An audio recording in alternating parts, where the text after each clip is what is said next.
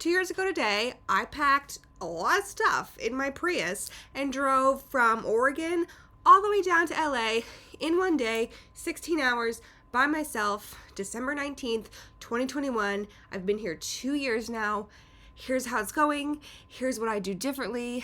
Here's some hot advice from me. Let's get into it. I'm from Oregon, born and raised in Oregon. My entire life, I have known I wanted to be a singer and an entertainer. I've always dreamed of either living in LA, New York, or London. Life did the life thing. Instead of coming down here when I was 18, 19, 20, I came down when I was 31. But that's showbiz, baby. It was a crazy 2 years, and I'm just gonna tell you all about it. My first piece of advice: sublet, Airbnb, house sit. Do something where you're not just immediately signing a lease, so that one, you can explore different neighborhoods, because your neighborhood in LA will make or break you. It broke me. In an effort to be able to explore the city and find the neighborhood that's best for you, I would implore you to do Airbnb or just do something not permanent, as in signing a lease, so that you can try different areas. I had no job when I came down here, so I had no neighborhood I even needed to zone in on as a center point. That was not as great as you may think it sounds, because then I was just like, I don't know, I can be anywhere. Having no structure is not great. Here was my trajectory of coming down, kind of where I stayed. So first, for about 12 days, I was house sitting a corgi, which was basically my dream. Gorgeous house. I drove all night. I didn't drive all night. I left at 6 in the morning. My first 12 days in LA, I was in this gorgeous house, cute neighborhood with a cute dog, and then I was supposed to go into a sublet. Now, ultimately, this is my fault, because when I agreed to the sublet, I knew it was not my cup of tea. And I am either notorious for researching something until I basically have a PhD in it, or just kind of being like, fuck it, whatever.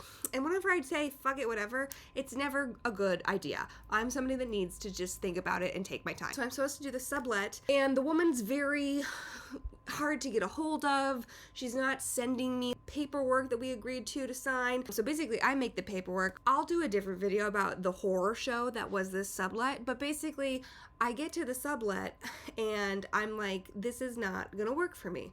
I'm gonna go into a deep depression. Narrator, she went into a deep depression anyway. That sucked. Lost some money on that deal. We'll talk about that another time. So then I'm doing a different house sit. This was not my favorite situation. I went from an amazing house and a cute dog to a not great apartment and a really fucking annoying dog. So then I went and stayed for about a week at my aunt and uncle's in Orange County. My time there ran out. So at this point, I'm now looking for an apartment, whereas my original trajectory was going to be in this sublet for 2 months and then kind of explore the city and figure out where I wanted to live, take my time looking at rentals, etc. Then I'm psychotically looking for a place to stay. In hindsight, I should have just bit the bullet and gotten a different Airbnb or a different sublet, because I was in such a hurry to find a apartment that I kind of just took the first one that I didn't hate, and I ended up hating it.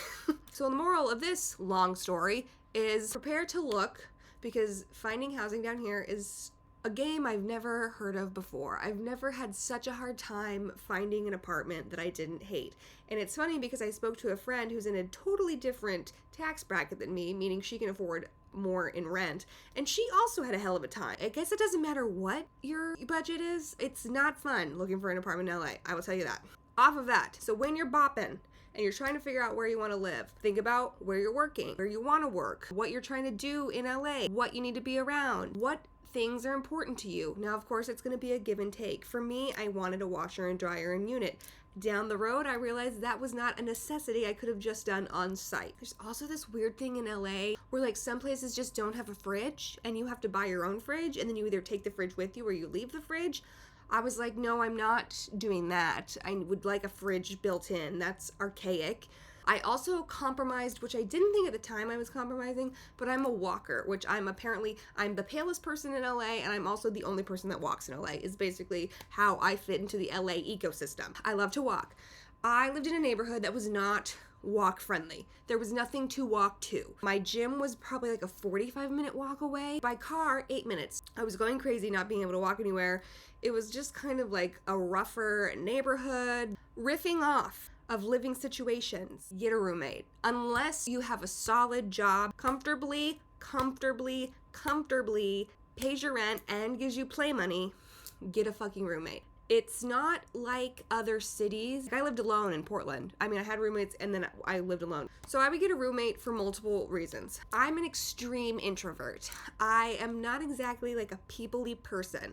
And I am recommending get a fucking roommate. I'm 33. I don't give a fuck how old you are. I don't fucking care.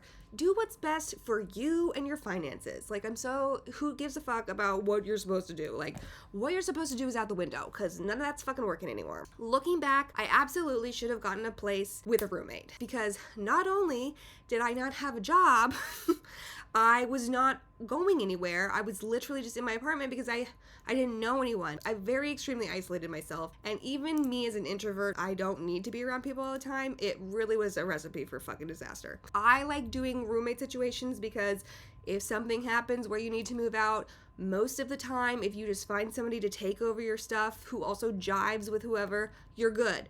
When you're locked in a lease, you're most of the time not supposed to sublet or break it, whatever. It's just like way more convoluted. It's also way easier on your wallet. My rent when I lived alone was $2,200, which was literally double what I paid in Portland for living alone. And in Portland, I was in like a really nice apartment complex with like amenities, and this place was not that. Let's get a roommate. It's more fun to be able to spend your money out and going and doing things than sitting in some dumb fucking apartment being like, well, this is amazing. Okay, third one, get a job.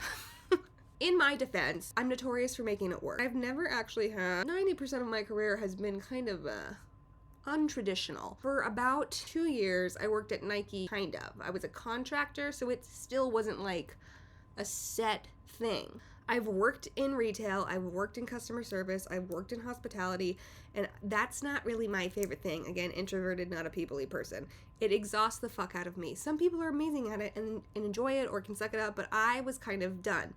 So I kind of got in this mindset where I was like, I'm not gonna fucking do that anymore, which is fair, but also, I mean, I had some income from like my freelance stuff, but I was isolating myself. I had nowhere to go every day. I just was like waking up and I'm like, what are we gonna do today? Like, who knows? There's nothing, no one needed me. I didn't need to be anywhere. It was a lot of amoeba time that I would not recommend. I met so many friends in Portland when I worked at Nordstrom. Retail is a great place to meet friends. Something to get you out of the house into some sort of routine. It's better for your bank account, it's better for your social life, and it's better for your mental health. I did actually suck it up and start applying to barista jobs and retail jobs. Those are stories for another time. I did not partake in any of those ultimately, but anywho, the moral of this entire video is do not isolate yourself, even if you are an extreme introvert, because you will go into a depression, which for me lasted a year and was quite scary because I'd never been in that mental state before and hoping to never again. Oh, child, it was rough. Okay. Join things. I'm shy. I won't approach people in social settings. You have to kind of broach the subject with me and then I'll feel safe approaching you. That's just how I am. That's showbiz. As we've covered, I really fucked myself by renting an apartment that was double my rent in Portland and just like way too expensive for me. Well, I don't know why I thought I should do that. Oh, also, how did I get this apartment? I photoshopped my bank statements, of course. That's how I got the apartment. Because I was hemorrhaging money to live in a box, I couldn't afford to leave my house, really. Even though I made that one stupid decision about making my rent $1 million fucking dollars, I was not willing to go into further financial distress to go do things. Again, this was a stupid thing on my part. I think maybe I was half sabotaging myself. I don't really know. I don't want to get into a therapy appointment as to why I did some of the things I did, but now just take my lessons to heart so that you don't have to do what I did. I wouldn't leave the house because I had nowhere to go and had no money to spend to do anything. 18 months in, I finally secured new housing with roommates. I was less than half of what I was paying before, so like big win. I ended up transferring gyms to the closer location to my new home. That had a dance class that I'm now obsessed with and I've met so many people and friends through. I also started finally taking improv classes and met people that way. And I also started going to open mics for both music and comedy. And that also just kind of got me around people, talking to different people. So it took me 18 months to get myself out. And again, I'm saying I fucked myself. Just getting out of the house. There's walking clubs, run clubs. People have said that they've had a hard time finding friends here. People on the internet. I actually have not, which is surprising because again, introverted, won't speak unless spoken to. I finally put myself in areas that I knew I genuinely liked, and I ended up vibing with people. For example, I went to run club. I like running, but those people were like really serious about running and it wasn't a vibe. The thing about LA is a lot of people are not from here and a lot of people are coming here to pursue something. I feel like people are more open to being friendly and making connections because none of us have an anchoring point here. I personally think it's easier to make friends here in LA versus up in Portland. And I'm not social Sally. Back to my car packing fiasco. So I knew that I was gonna drive down, look for a place what I thought would be calmly, but wasn't calm, and then eventually I would go back up to Oregon, somehow get my stuff down, like my couch, my bed. But in the meantime, I packed my car with stuff that I wanted in the near future. Now, I don't really sew on the daily. So why did I bring my sewing machine, my serger? Why did I bring every piece of clothing that I owned, every shoe, every piece of makeup? I don't know what I was thinking. Like I had a million duffel bags that I had bought. I had so much shit in my car. I had my printer with me. I'm like, Courtney, if you need to print something, it'll cost you $1 at UPS. Why are we lugging a printer around? I just brought so much shit. In my head, I was like, just fill the car. I don't even know. It was a stressful time. I was doing it all by myself. That's showbiz. If I were to do that again, I would not use every square inch of my car. So let me remind you, I house sat. I went to my aunt and uncle's Airbnb. So 4 times I had to unload and load my car to the brim in a month. Don't do that. Overall, I don't hate it. And in fairness, I don't really love anywhere except London, but I do like it better than Portland because people are much more excited about your artistic endeavors for the most part. I had people like super excited to come see me sing and or do comedy, and in Portland it was like fucking pulling teeth. Like I basically had to negotiate a trade deal for people to come see me. The excitement level is not there in Portland, whereas like down here, maybe it's because everybody's kind of pursuing and in entertainment, so they are more empathetic to what you're doing and they understand the work that goes in to do whatever you're putting on. People just kind of get it. So that's been nice. And it's been nice to say I'm a singer or I'm a comedian and not get looked at like I had 7 heads. So that's cool. It's nice to know that you're in the mecca of where things happen, even though I have not made really anything happen, but that's gonna change. Well, that's gonna change this year. That's why I'm making this video. You guys check back December 19th, 2024. Here's manifesting. We're doing it together. Wee woo, wee woo. Follow along. I'm going to talk more about how to move to LA on a budget, more about my experiences here, more about music and comedy and writing and being a freelancer and being a kooky creative with a million fucking ideas but having paralyzing perfectionism, having a very hard time getting from 0 to 1. Once I'm at 1, I'm unstoppable. Getting to 1, 2 years in LA. I made it. I'm here. They, whoever they are, they did say year 1 was hell, and I can confirm year 1 was hell. Year 2, much better. Year 3, here we go. Okay, my name's Courtney. No, if you liked what you saw, please hit the subscribe. You know the deal. If you're a YouTube viewer, hit subscribe, hit like. I want to hear all the things in the comments. Like actually, I would actually like genuinely like to hear your questions, comments, concerns. Be nice, because we don't need to be fucking assholes, right? On the internet. That's enough people do that.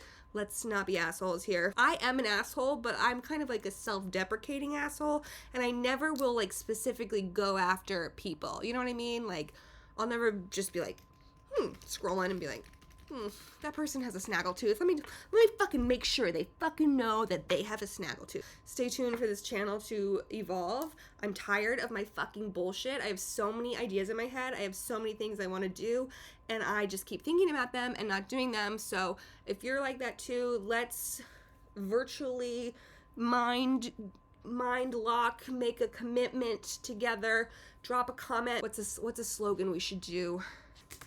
Let me turn my copywriter brain on. Here's to more in 2024.